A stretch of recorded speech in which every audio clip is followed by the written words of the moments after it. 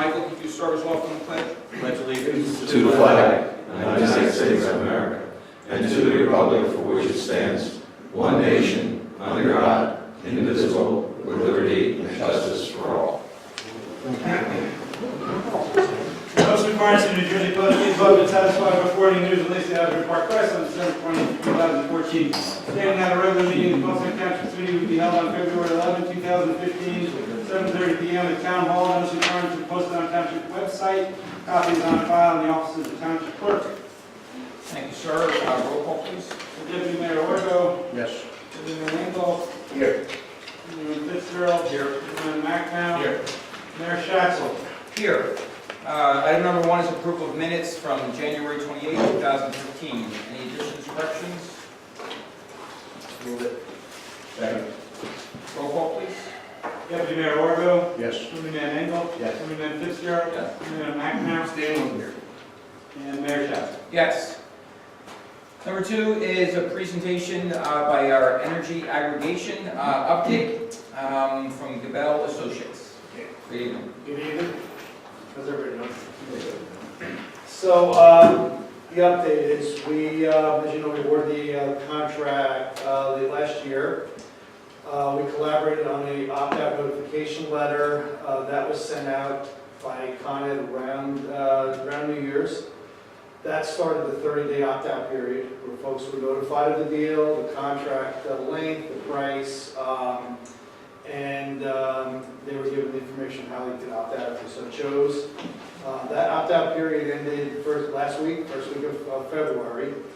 We had about 5% of the folks that were a little over 2,800 eligible households, about 5% approximately opted out, which is pretty typical. It's pretty consistent with the other towns that we've done. So no great surprise there.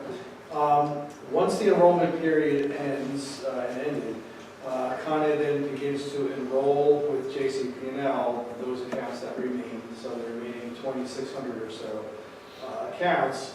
That process started last week. They're enrolling them for a start in March, the March meter date. That enrollment will trigger, I think some folks have already started getting it this week. JCP&L sends out a second letter. So any third-party supplier submits an enrollment. JCP&L will automatically notify the customer, hey, there's a third-party supplier that asked to switch your account. We want to make sure that's what you want. So it's sort of a second layer of protection. So those letters are coming in this week. We've gotten a couple calls in our office that we've answered some questions and the folks were fine with. So once that's completed, the service will begin in March. And that is a 21-month contract. The price is about 9.2 cents. That contract is slated to go through the end of next year. And folks will retain their ability to opt out anytime they change their mind or decide to get out. That's essentially it. Since we last spoke, the world of energy Yep. has changed dramatically. Mm-hmm. So if you could just tell us a little about that and pros, cons, concerns, anything. So, yeah, since we bid this last few weeks, notwithstanding the snow and the cold weather, all things equal, it was I'll call it a normal winter. And natural gas storage inventories have sort of replenished from the last winter when they were depleted. So that's led to a further decline in energy prices. Energy markets are a little lower than when we bid, but certainly when we bid was a lot lower than when we first bid back in April. So, all things equal, if we bid today, could we maybe have gotten a little better price? Possibly, although we got feedback after the bid was completed from Con Ed that because their price was a good bit below the next lowest bidder, that they had probably if they sharpened the pencil, they would not have bid as low as they did. So things kind of have a way of evening out. Yeah, so so you never know about these things, and the market went a little up today. There's a forecast for the rest of February is a little colder than they thought originally. So things fluctuate. I think all things equal, I'm still happy with the price. We're doing about 3 more bids over the next month. So I'll see what we get relative to here, but, we still got just a shade under 10% savings, and in the market today, I'm still happy with it, so no change there. And you're still confident, even with all the changes that have taken place, that the possibility of JCP&L dropping below that rate is removed? Yeah, so when we did our forecasting last time, as I explained, we always do conservatism. And the one thing that happens is, as I described, they have three-year contracts staggered. So we probably will know tomorrow, actually. The JCP&L is in the middle of their auction. I believe their auction closed. The announcement of the results, I believe, will be tomorrow. And the price will likely be a little lower than last year's auction. However, with the 3-year rolling average, this contract that's coming in from this auction will be replacing a contract that's expiring that they entered into 3 years ago. That contract is lower than the next two. So what will be happening is we're dropping a lower price contract off. And so even if this auction comes in a little lower than last year, the one that's dropping off is lower again. So long-winded answer to saying, yeah, absolutely. I would think at the very most, the tariff price is either going to be flat or maybe drop 1 or 2% at the very most. So we still have, that's the reason when we did the first bid, we had about a 5% savings. Right. That's a little too close for comfort in terms of that potential fluctuation in the tariff. But we're up, around 10%. So, like I said, at most, we might have a tariff drop of 1% or 2, so we'll still be fine. But I'll know more, in the next several days, and I'll certainly report back. Good, if you could, that would be great. Yeah, absolutely. Isn't the reality that even a sharp drop in the contract price only has a 1/3 change effect on the JCP&L tariff rate because they're on a 3-year rolling deal? So, and I will tell you that I view the beauty of this whole thing being, believe it or not, it's the end months. If anything ever comes of fracking with pollution issues, which you hear in the news, you'll see a skyrocketing price of natural gas. And that's not their only source of energy that they produce electricity from. There's some of this nuclear. So will the residents see it in the March bill? Well, the service starts with the March meter reads, so they will see it with their April. So the meter gets read in April, that'll be the first month, they'll see the lower price. We go 21 months from March. Correct. So it'll end December of 16. Questions? Okay. Great. Thanks for coming. I'm sure our meeting will be packed with people happy that we said Well, Committeeman Fitzgerald, you started this quite some time ago, so I'm thank you for that hard work, and it's nice to see the project coming to start. There you go. Absolutely. Excellent. Item number 3, ordinance 2015-2, an ordinance amending and revising Chapter 120 firearms of the Code of the Township of Colts Neck. This is second reading by title. These are the 2 changes, clarifying that there is no hunting or discharge, on township property, and increasing the language to 450 feet from the school property line instead of the playground. Any comments from the committee? I'll open it up to the public. Seeing none, I will close the public hearing and ask for motion to approve. Move. Second. Roll call, please. Deputy Mayor Orgo? Yes. Deputy Mayor Engel? Yes. Deputy Mayor Fitzgerald? Yes. Deputy Mayor McNamara? Yes. Mayor Schatz? Yes, item number 4, I'm actually going to go ahead and table for 2 weeks. It's a confirmation of one of our residents to the Board of Health. And like many of our wonderful volunteers that work in the financial industry, there is a compliance process for them to get approved to do things like even volunteer their time. And I've had many of these letters that I've signed to get approved. This one just didn't come back in time for tonight. So I anticipate it being come back before our next meeting, and would ask to be put on again at that point.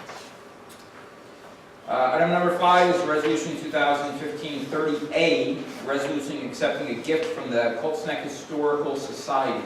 So I can speak as liaison a little about this. This is a great story. For many years there was the Colts Neck Historical Society, once again made up of our volunteer citizens in town. And then there was another committee that was formed called the Colts Neck Historical Preservation Committee. The society, over time, stopped meeting. Many of the members moved away or were not part of the society anymore. So they have decided, as that board of trustees has decided to dissolve that, and there are some funds that are associated with that. So this is a resolution accepting the gift from them, from the Historic Society to the Historical Preservation Committee, to go into our already existing trust fund that is set aside for historic preservation. So this is just formalizing that acceptance of money, and it will still be overseen. Any use of that money has to be approved by the current sitting township committee at that time. Questions, comments? Question, is this going into the farmland preservation open space historical fund or no? No. It's a dedicated fund for this. This proposes a separate trust agreement and it'll be a separate trust. Oh, sure, I'm sorry, I meant to do that. It's a little over 40, or just shy of 45,000. 53. There we go. There was interest. I saw 45 to one. Last month. Yes, 53. And what was the amount? 53,000. Thank you very much. It's just a wonderful, I know it was, but we got confirmation today. Thank you for adjusting that figure there. I didn't put that in the resolution because it's whatever. That's what I was saying. I figure it's whatever it is. Right. But then this will authorize the trust agreement to be done, and I wanted to get the input from CFO on making sure that it won't be a complicated trust agreement, because it's just going to set forth the parameters of, that can be used for the purposes that you're authorized. And we have dedicated funds. Yes. Yes. So it's a wonderful thing, and John Niemola is the resident who moved out of town, who's was on the Historical Society that's overseeing this. Other names that you may recognize, Louise Whitney and Mrs., I want to say Anderson, but that's my old principal. It's not, yeah, that's why Anderson popped in. Miller, Mrs. Miller. So, thank you. So those three are the ones that are dissolving the society as trustees and moving the money, which is just a wonderful thing. It's just a question, other than dissolving the entity, do they not find anything that they can use the money for, or is it just not enough money to do anything with, or? Well, I think they're just all out of town now. Okay. I think they want to make sure that it stays in Cold Snack and is used for the purpose that people originally donated money for, or they raised the money for. Can't put it all away. You should. No other comments? I need a roll call, or I'm sorry, motion? So moved. Second. And roll call, please. Deputy Mayor Wargo? Yes. Deputy Mayor Engel? Yes. Deputy Mayor Fitzgerald? Yes. Deputy Mayor Macnow? Yes. Mayor Shasta? Yes. Item number 6, resolution 2015-31, authorizing formal transfer of funds, $10,000 to the police department from our social security system. Social security Well, we budget, not it's our budget for social society. Okay, that's wonderful. So it's time of year for transfers. Any comments? Motion, please. Roll call, please. Deputy Mayor Wargo? Yes. Deputy Mayor Engel? Yes. Deputy Mayor Fitzgerald? Deputy Mayor Macnow? Yes. Mayor Shasta? Yes. Resolution 2015-32, authorizing the recreation program refund. Comments? Motion, please. Second. Roll call, please. Deputy Mayor Wargo? Yes. Deputy Mayor Engel? Yes. Deputy Mayor Fitzgerald? Yes, it's $195. Yes, thank you. Deputy Mayor Macnow? Yes. Mayor Shasta? Yes, administrative report. Just saying, nothing on the report itself, there was an attachment. The Lions Club is sponsoring country western dance on April 25th at the Bucks Mill Community Center from 6 p.m.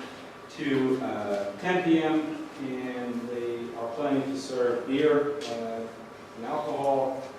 That can only be granted by this governing body.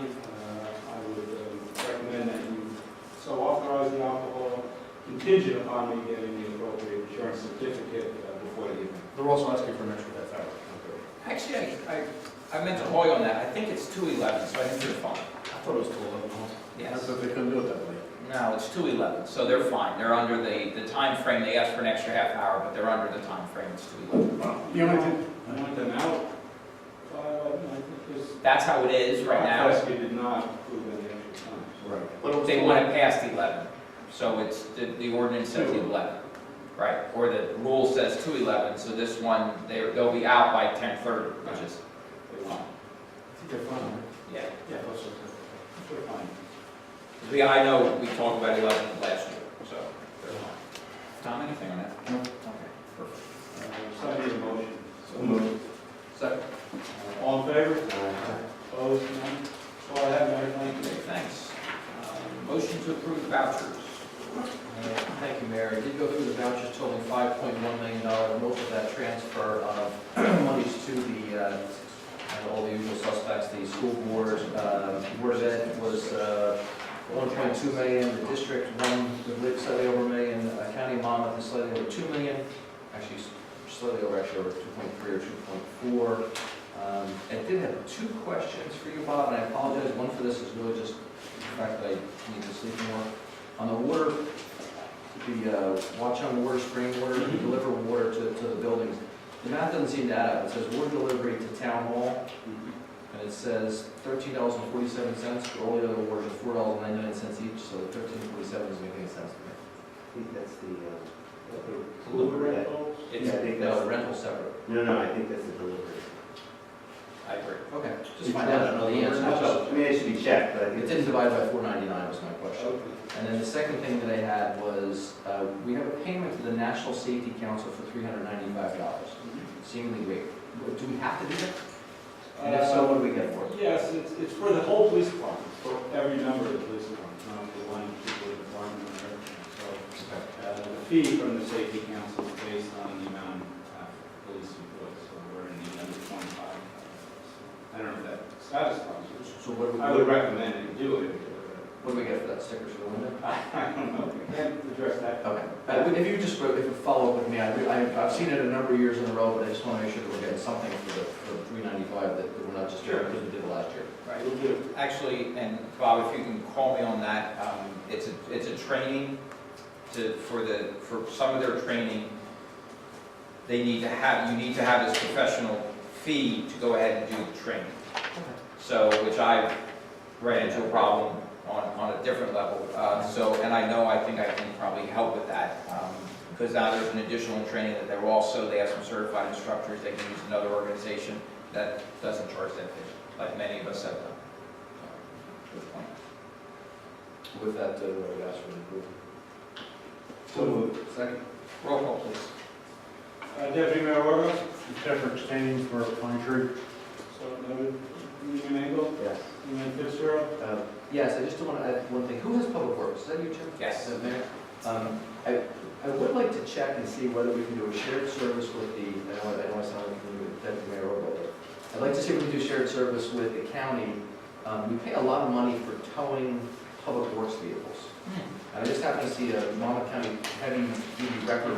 $75 for the county to tow our trucks. Well, that'd be cheaper than Then $250. Yeah. So maybe we can look into that, find out why we don't go county. We can actually set up, Bob and I have talked about it, we can set up a meeting between our county representatives and the county departments that we would share services. That'd be, Time to have that that's sit an down. easy one for me. We have numerous items that we can sit and talk about, so we'll add that, so it's a great idea. I think we were on a roll. To me, were we? Yes. About to make, Yes, I apologize, I interrupted Michael. yes, except to abstain for Secouris. So noted. Mayor Shep? Yes. Township committee reports. Jared, want to start? No report tonight. Mike? I have a couple, energy aggregation, you've heard everything you need to hear, everything on that. I'm still confident that we made the right decision. I really, truly believe that this time next year we'll be very happy to make that move.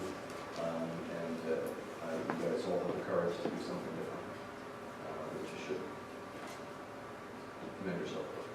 Planning board, we didn't have a planning board meeting, which Tom knows, it was canceled last night, we didn't have an application, but I do want to just remind all the committee people that we'll probably be getting a phone call. They saw them out there, No, were they drilling, they punching wells, or they just doing soil samples? doing wells. They were putting two new wells in. I saw that today. They were out there I just- late, they were at 9 Yeah. o'clock last night. And I talked to Westminster, sorry, Tim. outside on 537. I talked to Tom about it yesterday too, because it sure seemed to me that they were digging in the 300-foot area, not where the, They're way back back where it was, we thought it was wet, I thought it was That's wet. what I But they thought, may too. be pulling soil sims, but I don't know. No, That's what they're not- drilling two that's- wells, and I still don't see how 2 wells can tell them enough on 49 wells in that 18-acre site. Well, that's. Are they doing the testing that we've asked them to do? I think that's, That's what, right? yeah, I think that's. They're gonna see how much water they're gonna draw and bring down. But Well, I think I'd be going down 125 to that first. option. 320 are going down. So on the second operating for more. Well, that's good though. I mean, really. it's- That's where the wells are gonna be, 320 feet. Does that Manawan or is that the? Ingersoll. That's better, I think.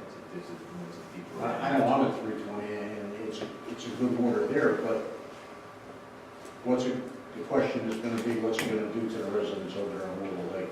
I bet they're only 125. I bet they're the first aquifer. They're not- I would think from the age, yeah. Yeah. They were, unless I they. think you'd be surprised. I think you're one of, not a whole lot of guys around 320 on tribal residents.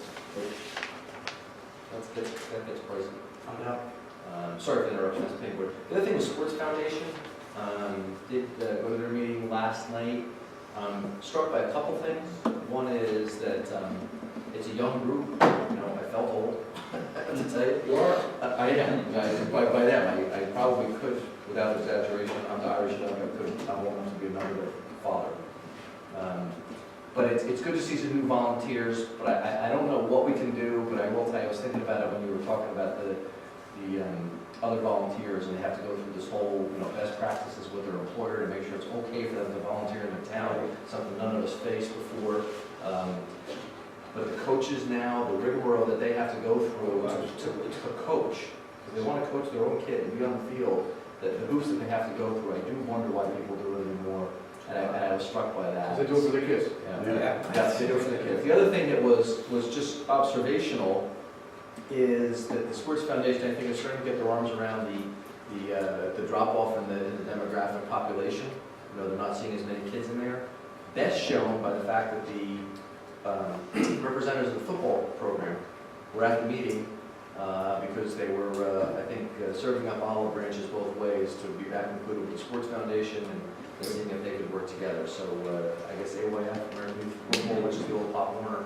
No, no, 2 different organizations. They're a different organization, but we switched out of Pop Warner into AYF, and they were there, and it was refreshing to see. There's been a change in the regime there, but there seems to be some manner of inclusion, and even their mind seems to be open about some stuff. But I don't know what we can do to help volunteers, but I gotta tell you, I don't know how they do it, and it's hard to tell why they do it.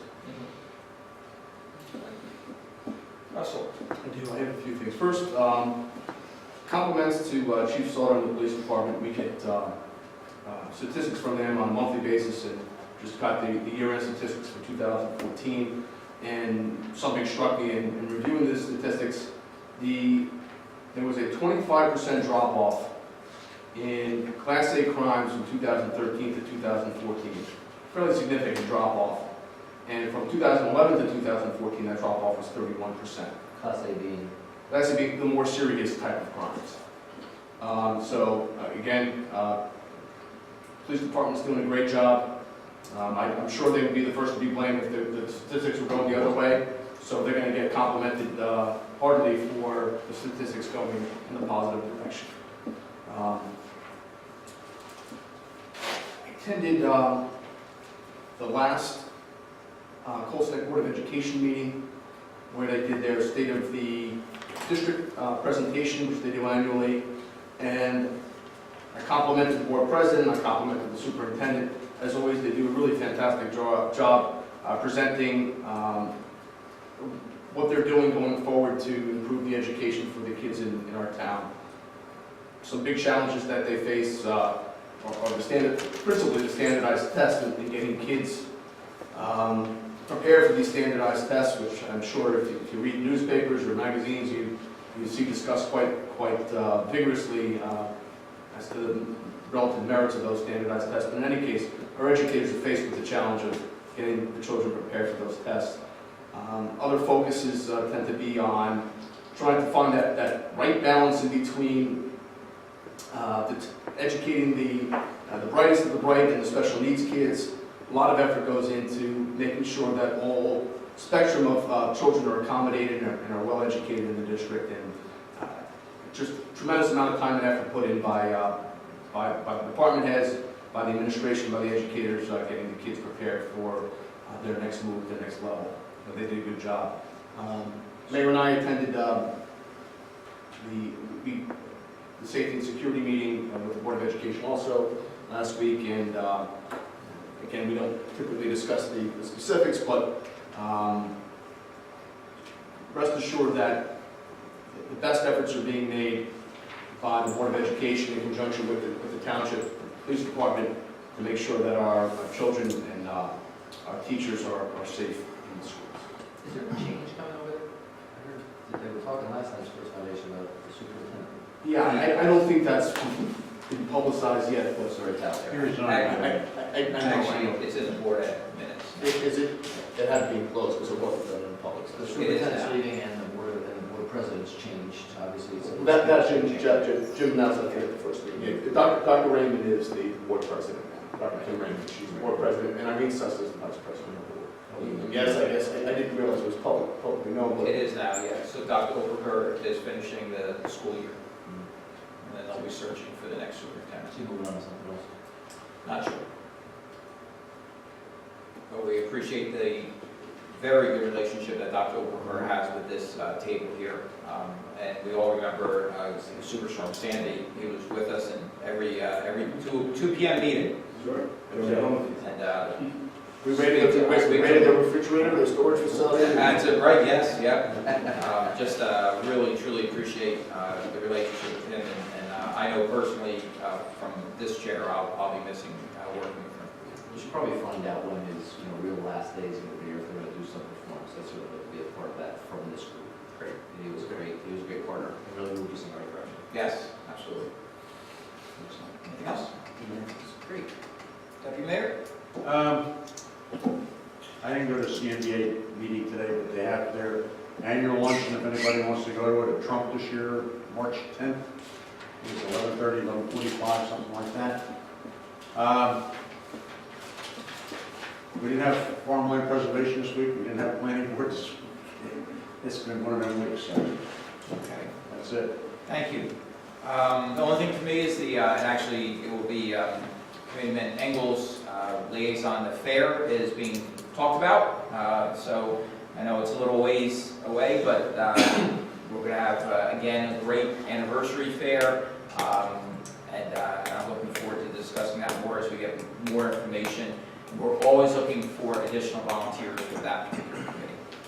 That's all I have. Comments from the public? Judy? There's one. Twice the JCP now has called, warning us about a storm.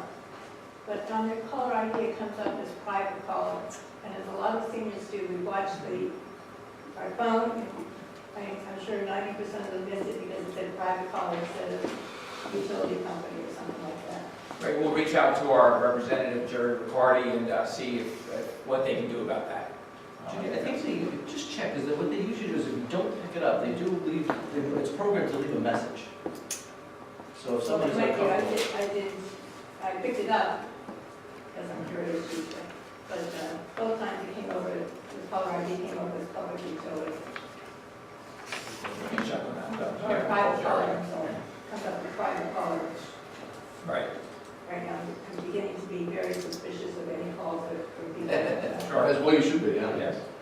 We've had a couple of instances, there was a senior in Freeland that got a call where they were going, the caller said that he could reduce their interest rate on their credit card, and he wanted the names of all the credit cards and the social security number and bank, and then when she hung up, she realized she had done something really stupid. By the time she went to the bank the next morning, $600 had been charged for her credit cards, they stopped her.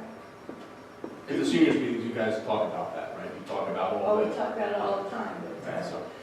I was thinking about it today, because I got a fraud alert on my email, and we have a pretty sophisticated spam program in my office for all the obvious reasons, and it was a fraud alert, and it said from American Express. American was spelled wrong. And it had the American Express logo, it looked real, and if I hadn't picked up the fact that it said that American was spelled wrong, I think I would have opened it, but. I also got a couple of calls from a woman who claimed that she was an and I needed to get in touch with my lawyer. Yeah, that's the other scam now too. IRS sends letters, I found out. Yes. That scam is they actually ask you to purchase a particular card that you can give them the number over the phone. They can then use the cash off of the card before you can cancel it.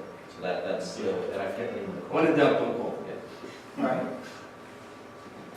Yeah, I Thank you. Chuck? Okay, at the last meeting, we approved the police contract.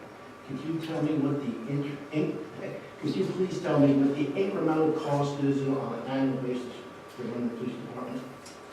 I don't have the exact number on that, but I'm sure we can get that for you. The increase? The increase. Okay, let me ask you something. When does the new contract take effect? January 1. On January, okay. So you should be able to tell me that what the cost is for wages, salary, and benefits for 2014 versus 2000. Yes. That shouldn't be hard to do. No, it's not, I just don't want to get thrown a number that's incorrect. I'm not saying, that shouldn't be done. It's 1.5% to 2% more. Right. No, it's gonna be about 3, it's actually gonna be about 3% more. 1.5%. But I want to see the actual ones. I mean, John allowed The other question I have to Mike is, I wasn't sure. We're gonna get our March reading on the aggregation, and we'll see on the April bill, the new per kilowatt hour, correct? You're correct, that's right. Okay, that's accurate. If you did not know. Okay. Any other comments? Mike? I think it's a great idea that that Gable or Goodell Associates came in and talked about the contract. Perhaps you might consider re-inviting them maybe in the fall if it's gone a quarter or two, particularly with the volatility of the energy markets. Consumers want to know if, it's still a good deal. Well, Mike, I will tell you that one of the things that this group insisted on, and it was actually the mayor's time when Russ was the mayor and incoming mayor, Deputy Mayor Schatzel, we have a clause that no one else has, which is that we can opt out of the program in its entirety if the JCP&L tariff rate drops below our negotiated rate. So we did look at that, and that's that's something that they're obligated to watch for us. And if the JCP&L tariff rate drops below the rate that we have, the 0.91 cents-ish, that we can opt out of the program for everybody. So we'll get the lower of the two if there's ever a difference. Right, it's highly unlikely that next year this time another year will go by with oil at $48 a barrel and we factor in at a lower rate. Well, there's different schools of thought on that. I mean, that's a great economic conversation, but I think because of the 3-year rolling contract that JCP&L has, any effect is muted by 2/3. Positive as well as negative. I'm sorry. Right, positive up and down. Agreed. Yeah, it's flat as the field. It limits the volatility. Right. It limits the risk of it. I just think it's good that they come in from time to Oh, time. absolutely. To inform everybody what's going on. Thank you. Thank you. Great. Diane? I'd just like to give a thumbs up to our Public Works Department because they actually came up with a very innovative solution to the blowover of all the snow on the corner of 34 and Laird Road. They piled all the snow up and in effect made a snow fence so that nothing else could blow off the fields. And I just thought that was very innovative. And that said, I don't know if they did it or a contractor did it, but whoever did it, they really, really helped because that was getting to be a little, an accident waiting to happen on that stretch of road. Great, maybe we can That's put it. that into We're our, talking on the northeast corner there, that big open field. Smithfield. Yes. Yes, we should put up a fence, we put like the county does. Snow fence. Snow fence, and put it 20 feet back to eliminate that problem. It was a mess those days. thank you. Any other comments? Me? Jimmy? You mean mayor? Jeff Sauter, 41 Ann Street, Coltsneck. I was going to readdress my January 27th letter because I know Committeeman Macnow and also Jared Engel were not there at the meeting, but I'm sure they got copies of the letters that I gave to Beth Karras to distribute. So I'm just going to quickly read a shorter comment letter that I wrote to the mayor, Jimmy Schatzel. Dear Mr. Mayor, in follow-up to last night's Township Committee meeting, please find attached a copy of my January 27, 2015 letter addressed to you and read during my public comment. As you know, I provided copies of same to Deputy Township Administrator Beth Kara at the end of the meeting and asked that she forward the original copies accordingly. Based upon the seriousness of this issue, I wanted to make sure you received a copy. With respect to your clear and continuing unfair censorship practices, please take careful note that it did not go unnoticed that you allowed other members of the public to make 2 and even 3 separate comments concerning the same topic at last night's meeting. However, at the last 2, 12/17/14 and 1/14/15 Township Committee meetings, both you and Committeeman Macnow disallowed any such follow-up comments of my own. Very interesting how you otherwise interrupt, outright stop, or disallow initial or follow-up comments to censor me, but allow others unbridled public comments. Just another example of the Township Committee censorship practices to limit my comments that you unfortunately don't want the public to hear. Additionally, speaking of double standards, please let me add another to the list following the comments made by Committeeman Fitzgerald at last night's public meeting. Based upon said comments, it is clear that Mr. Fitzgerald supports free and uncensored public comments, but only as long as it is not within Colts Neck, underscored. In fact, not only did Michael Fitzgerald encourage our residents to comment at Homedale Township's public meetings, but further advised everyone to let him personally know if they're not allowed.